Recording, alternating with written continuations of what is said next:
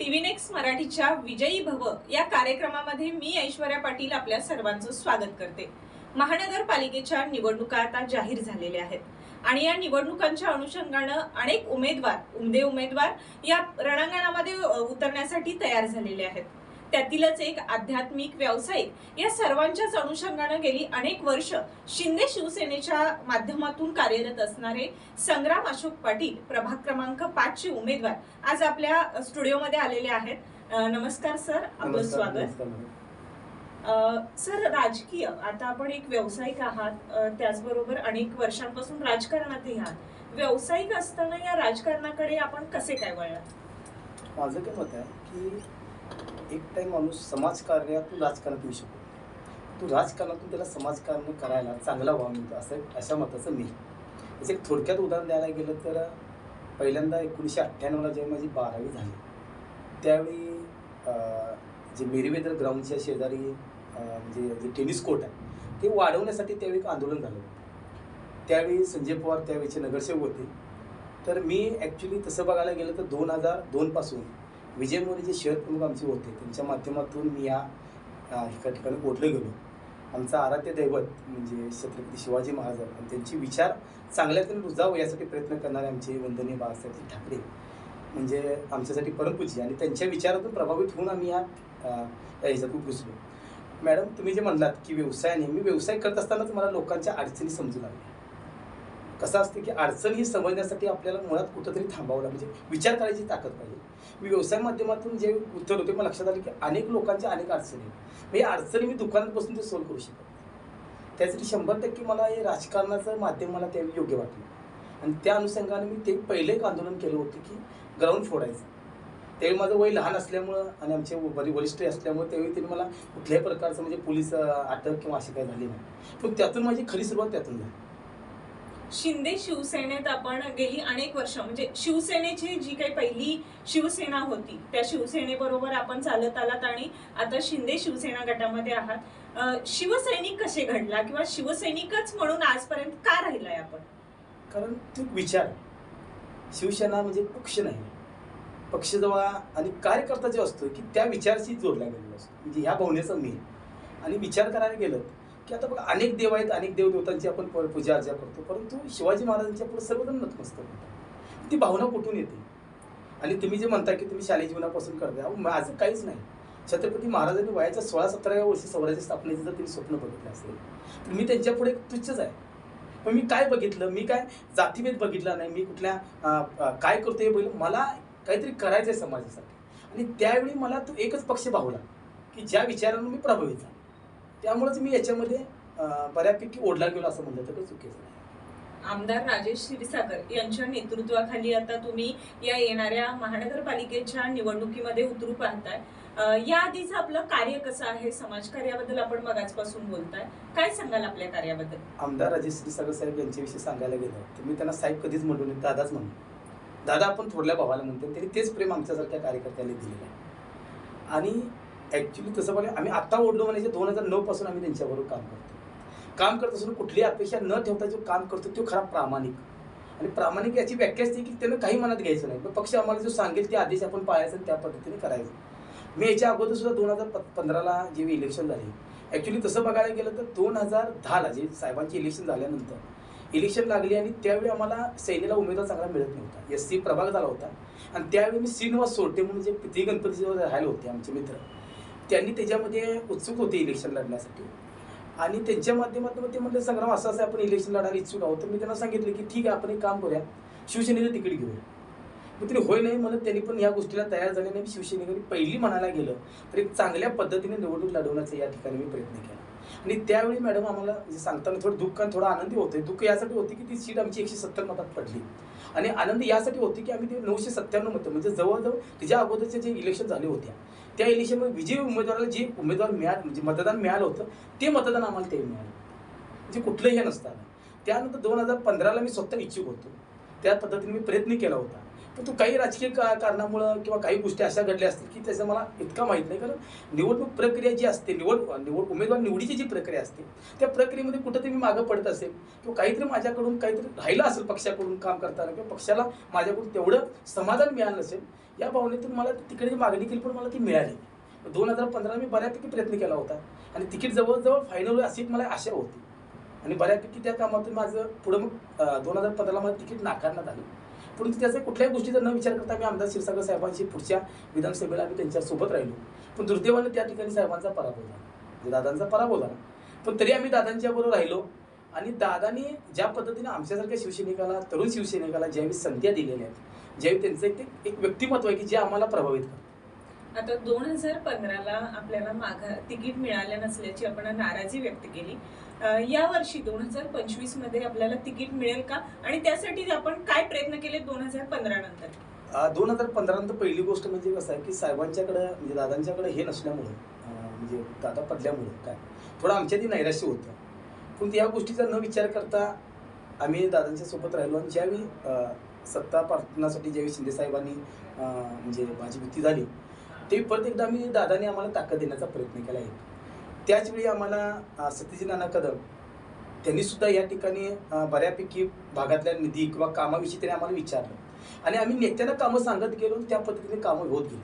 तुम्हाला जर सांगायला गेलं तर खालीविकर पेट्रोल पंपापासून जो प्रभाग क्रमांक 5 आहे फार मोठा प्रभाग आहे, परंतु कामही तेवढ्याच मोठ्या प्रमाणात ताकदीची कामं झालेली आहेत. जर आता बघायला गेलं तर हरिपूजामध्ये असेल, तिथल्या रस्त्याचा विषय असेल, सर्व साक्षीजवळ असेल, दीप्ती आता परवा जे उद्घाटन तर दीप्तीमध्ये होतं, नंतर उदेशी नगर, नंतर आताच परवा दिवशी काल परवा 2 दिवसापूर्वी म्हणजे आचारसंहितेच्या अगोदर एक पाटोळीमध्ये दीप्ती पिनाक अपार्टमेंट म्हणून आहे, तिथे एक ड्रेनेजचा आणि रस्त्याचा मोठा प्रॉब्लेम, कारण तो पूरग्रस्त भाग आहे.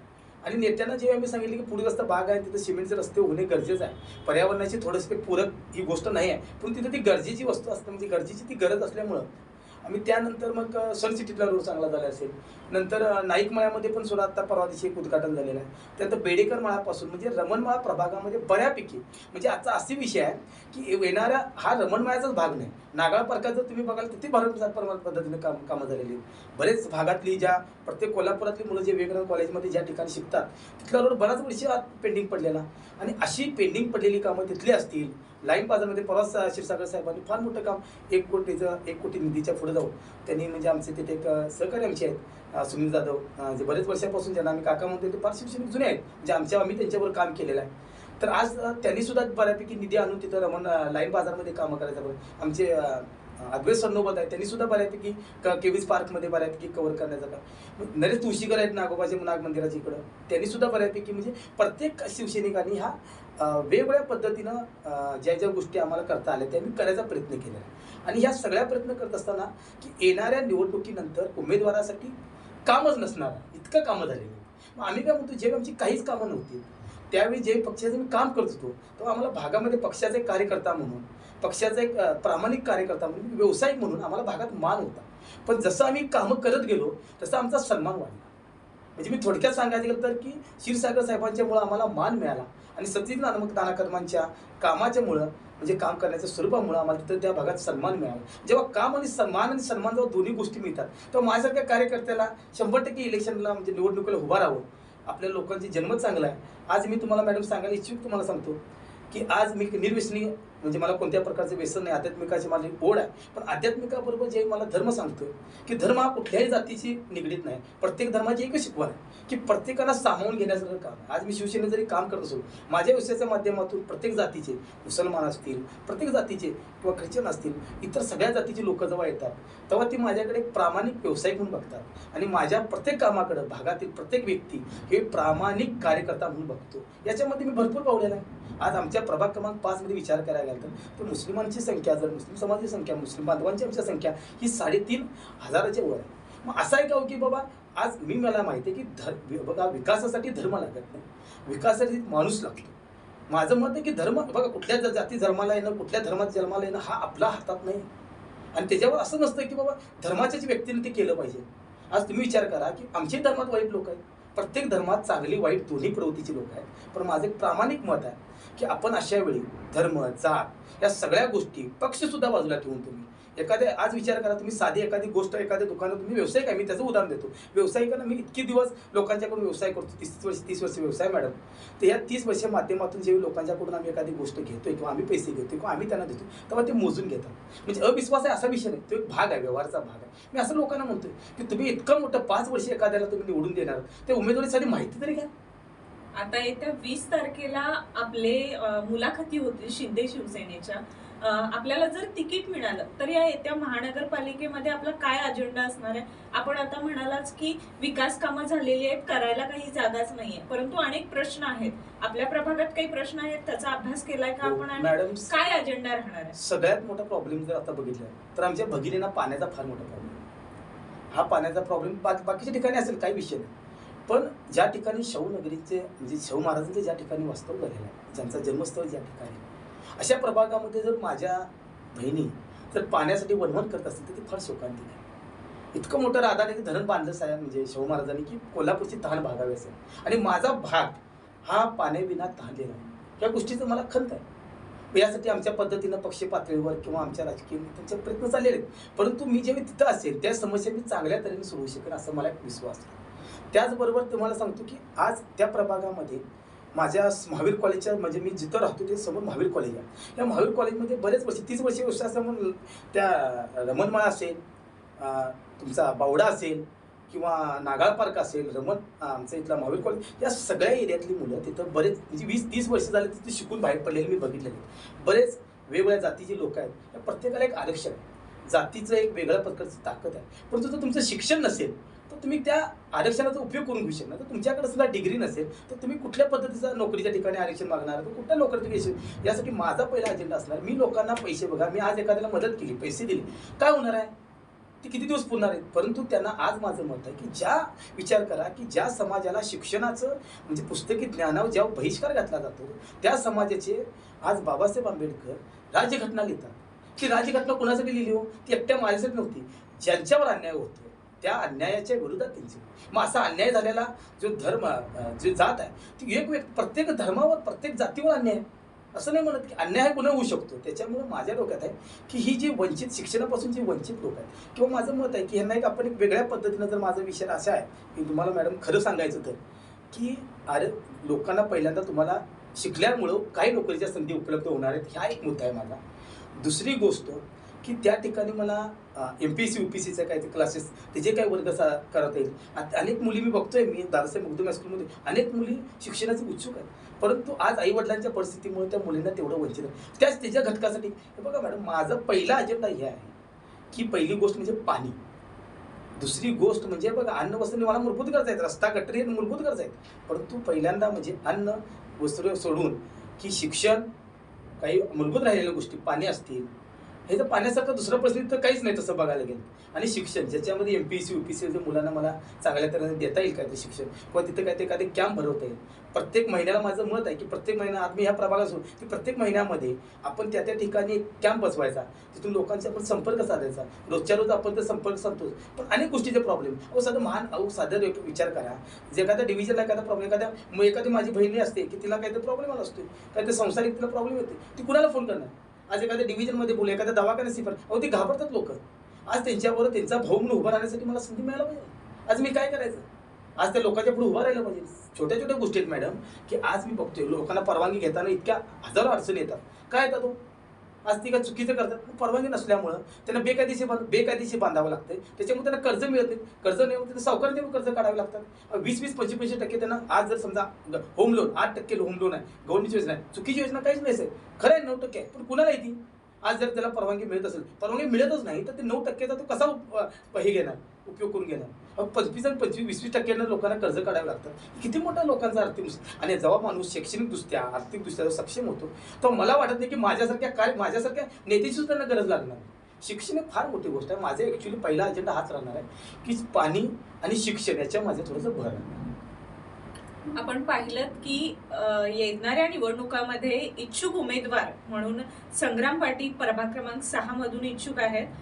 त्यांनी आपला अजेंडाही सांगितला. शिक्षण असेल, मूलभूत गरजांमध्ये पाण्याचा मोठा प्रश्न त्यांच्या प्रभागामध्ये जाणवतो. त्याचबरोबर प्रत्येकासाठी संग्राम पाटील हा खंबीरपणे नेहमी उभा राहणारा उमेदवार व्यक्तिमत्व असणार आहे असा त्यांचा या येणाऱ्या निवडणुकीमध्ये अजेंडा आहे. आपण पाहतोय की महानगरपालिकेमध्ये निवडणुका लागल्यापासून अनेक लोक इच्छुक आहेत, त्यामध्ये सुशिक्षित आहेत, प्रत्येकाने आपल्या प्रभागाचा अभ्यास केलाय, त्या प्रभागावरती चांगल्या पद्धतीनं काम करण्याचा अजेंडा ठेवून आज प्रत्येक जण उभा राहत आहेत. त्यांच्यामध्येच संग्राम पाटील हेही आहेत. संग्राम पाटील, आपण आलात आमच्या ऑफिसला, खूप छान मुलाखत दिली, त्याबद्दल धन्यवाद. मॅडम, मी या ठिकाणी एवढंच सांगू इच्छितो की मला उमेदवारी मिळेल नाही मिळेल मला माहीत नाही, कारण ती एक वेगळी प्रक्रिया आहे. त्या प्रक्रियेमध्ये मी किती टिकेल ही मला माहीत नाही. परंतु मी एवढंच सांगेन सर्व लोकांना की जर तुम्ही एखादी गोष्ट घेताना 10 वेळ विचार करत असाल, तर तुम्ही ज्याला 5 वर्षाचा आपला सेवक बनवणार असाल किंवा मालक तुमच्या पद्धतीने त्याला काही म्हणा, तर तुम्ही कृपया एखादा उमेदवार असेल तर त्या उमेदवाराची माहिती घ्या. कारण आज माझी माहिती घेण्यासाठी तुम्हाला फार ठिकाणी कुठं तुम्ही महावीर कॉलेज ज्या परिसरामध्ये प्रत्येक उमेदवाराचं एक घर आहे, प्रत्येक उमेदवाराचं काम करण्याची एक पद्धत आहे, स्वरूप आहे. माझं मत आहे की जो उमेदवार या ठिकाणी इलेक्शनला उभा राहील त्याचं तुम्ही डोळेसपणाने वैयक्तिकरित्या किंवा तुमच्या मित्रांच्या दृष्टीनं किंवा तिथल्या भागातल्या लोकांच्या ह्याच्यातून संपर्कात राहून तुम्ही त्या उमेदवाराची माहिती घ्या. ती उमेदवार तुम्हाला चांगला वाटला तर त्या उमेदवाराशी तुम्ही पाठीशी उभं राहा. मी असं म्हणणार नाही की तुम्ही माझ्या पाठीशी उभं राहावं किंवा इतरांच्या उभं राहू नये. फक्त माझी एवढंच इच्छा आहे की ज्याला आपण 5 वर्षाचं काम करायची संधी देणार आहे, तर तुम्ही त्या व्यक्तीबरोबर ॲटलिस्ट त्याच्यासाठी तुम्ही एक 10 मिनिटं तुम्ही त्याच्या भागामध्ये फिरून बघावी, जेणेकरून तुमची पुढची 5 वर्ष तुमची चांगल्या तऱ्हेनं एक चांगल्या सेवेतनं यातून निष्पन्न होतील. एवढंच मला सांगायचं. धन्यवाद. पाहत रहा TV नेक्स्ट मराठी.